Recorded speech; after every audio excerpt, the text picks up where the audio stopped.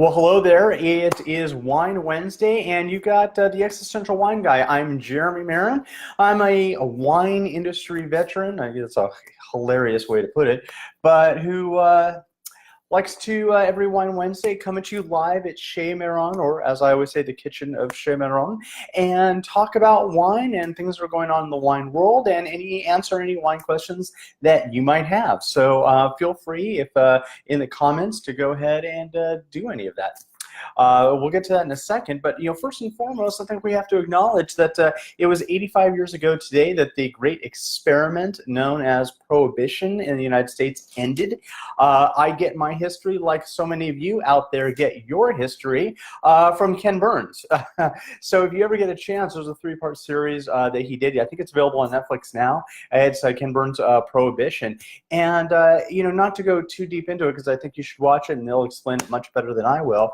But one of the cool things about Prohibition, or things that I found interesting about Prohibition from that documentary, was the temperance movement, how it gained momentum, and how it was solving kind of another problem. Unfortunately, there were so many men out there and drinking things like beer and hard cider. Those were the big ones that were going home and creating, domestic violence. So the temperance movement was not only against alcohol at that time, but it was also against spousal abuse. So that was one of the driving factors in the whole temperance movement at the time. The other thing that I think that was really interesting about the Prohibition is that not only did it not set out, or not only did it not do what it was set out to do, which was to sort of end drinking in America, or at least to make it harder, but actually what it really did was it just sort of changed how Americans drank back then, where there was a consumption of a lot of beer and cider. By the end of Prohibition, it had really moved into to the spirits.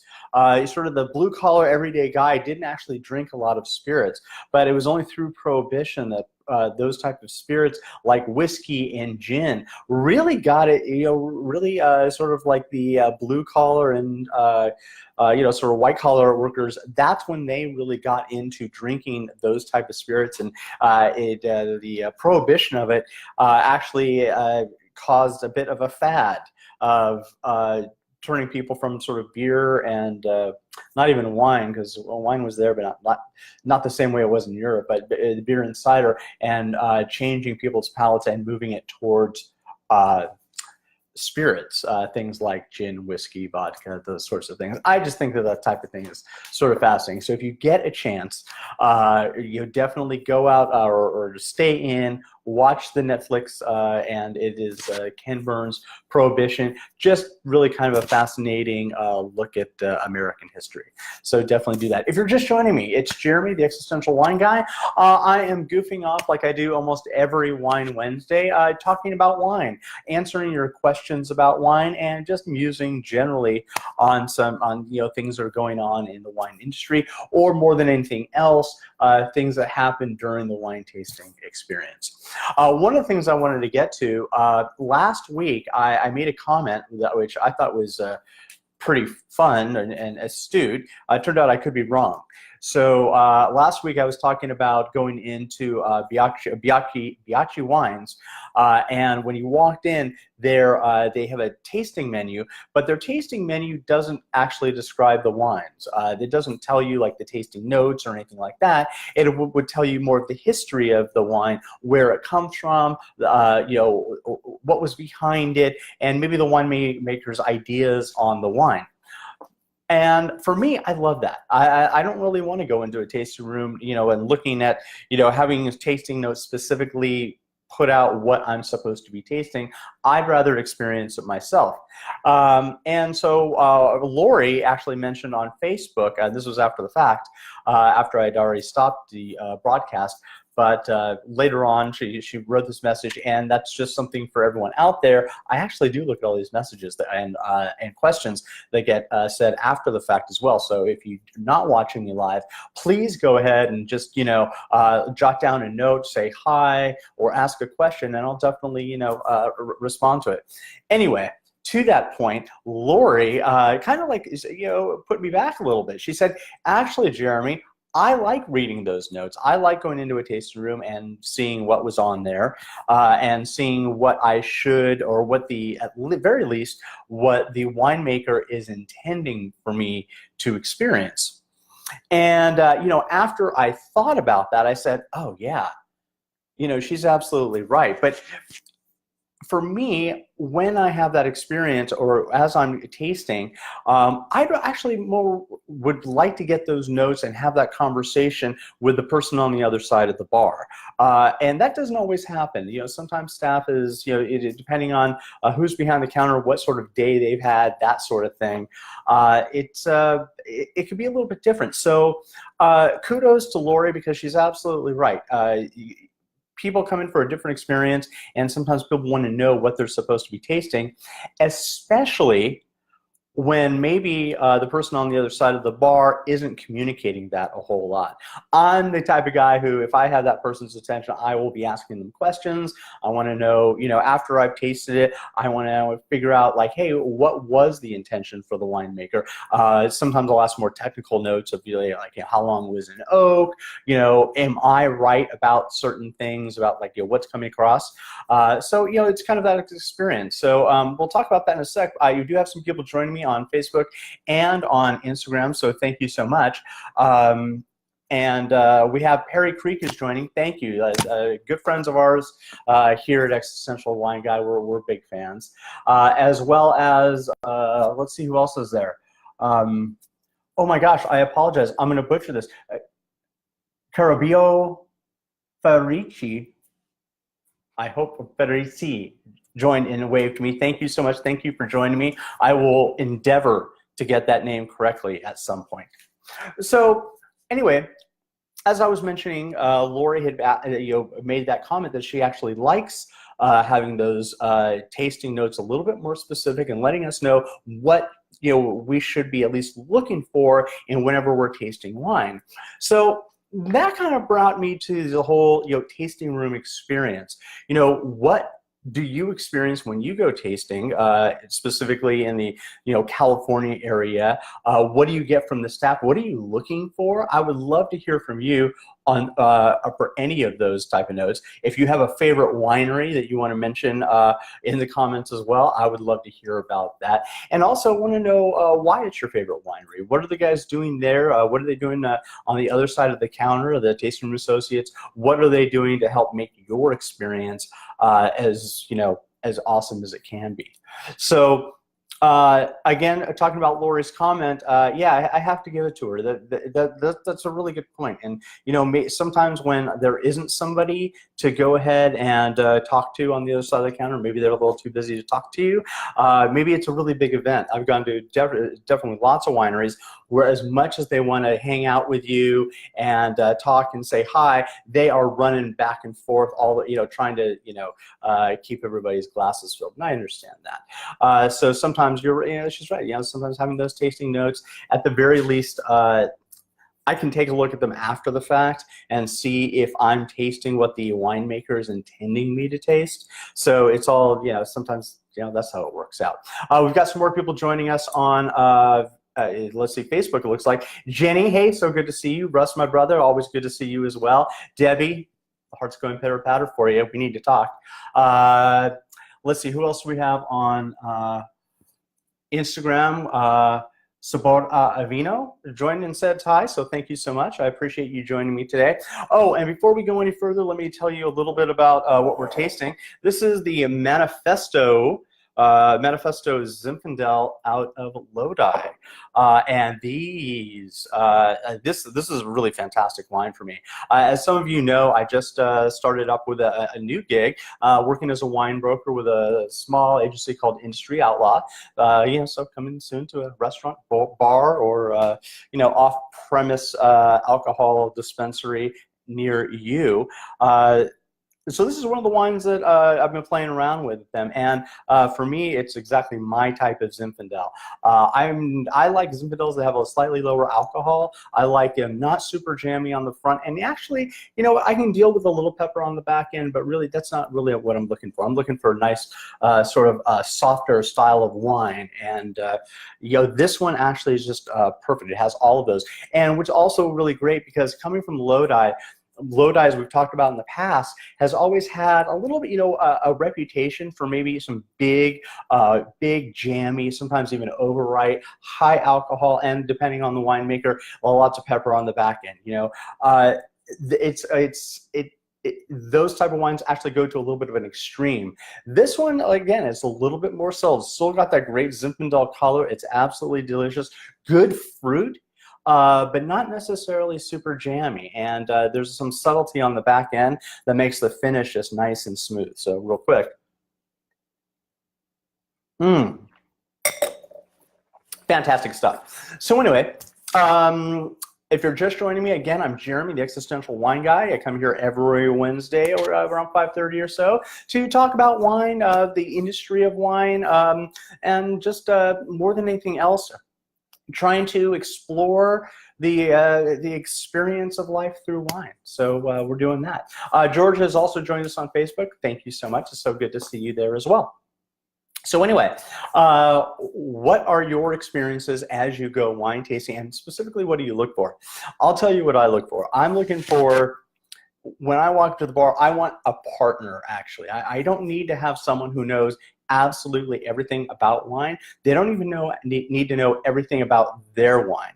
But as I'm tasting wine, it is a journey, and this is someone that I'm taking along with that journey. So this is someone that I can bounce questions off of. Maybe they know the answer, maybe they don't know the answer, maybe they can find the answer. I know when I've been on this side of the tasting bar where I'm serving people, I used to get questions that were way outside of my knowledge at the time. One of the great things is the fact that I get to have the internet at my pocket. So like when people would ask questions, instead of like trying to figure out or pretend that I know the answer just to sort of like, you know, placate whoever it was, it's like, hey, let's find out together. And you know, you can whip out your phone and you can start looking up information about varietals, or very specifically, you could even go to, you know, your winery's website, and sometimes the spec sheets are there, and you can start talking about exactly how the wine is made and things like that.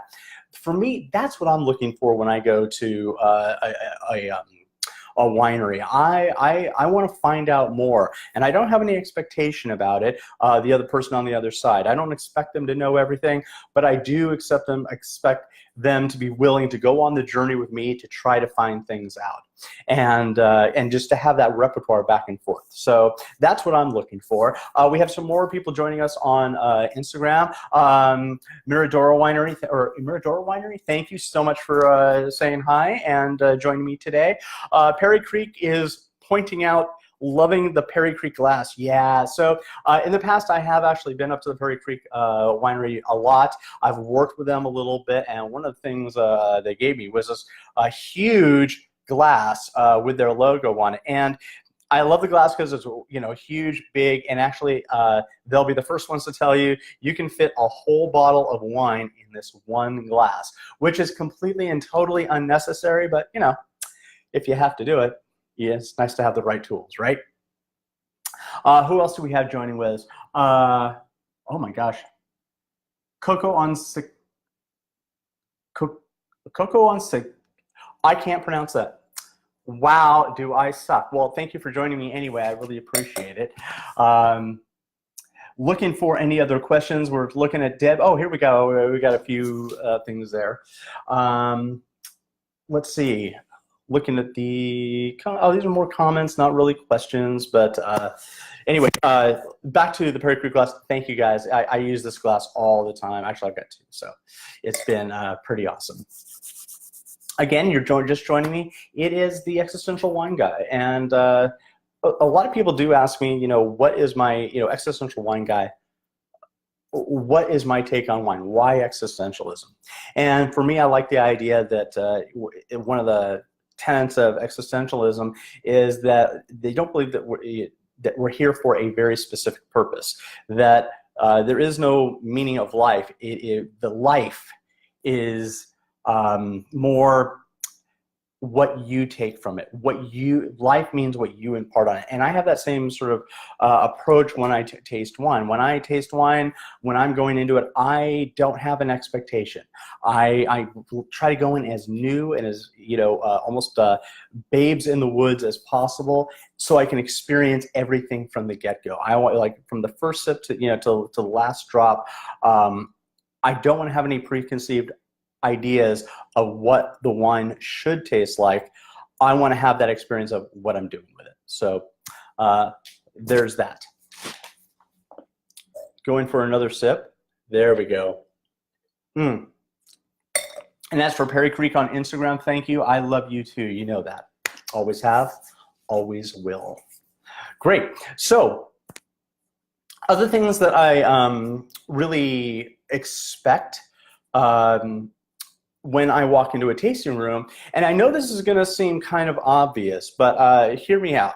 When I walk into a tasting room, I expect not to be treated like an asshole.